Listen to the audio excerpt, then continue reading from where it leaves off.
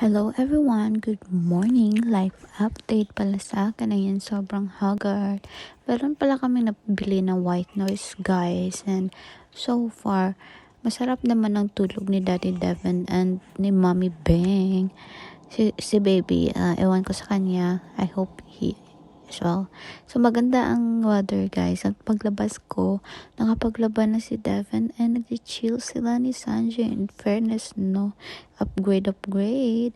So meron siyang snacks na prepare, and yan yung salami and yung cone na lalagyan ng cheese and yung American fillet, and to syempre andyan naman si Sanjay. Ay puta, ang bilis. Si Sanjay nagbebeg. Ayan. Lekker.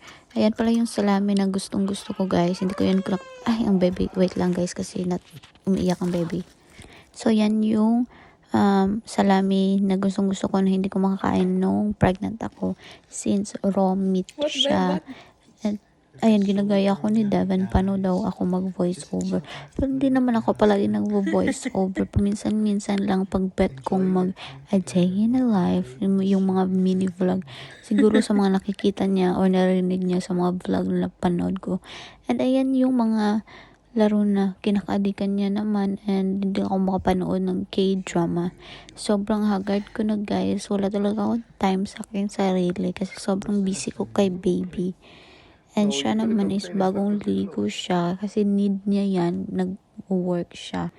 And habang nagpapadidi si Devin, ako naman is nagpa-pump while nagtutupi ng mga damit.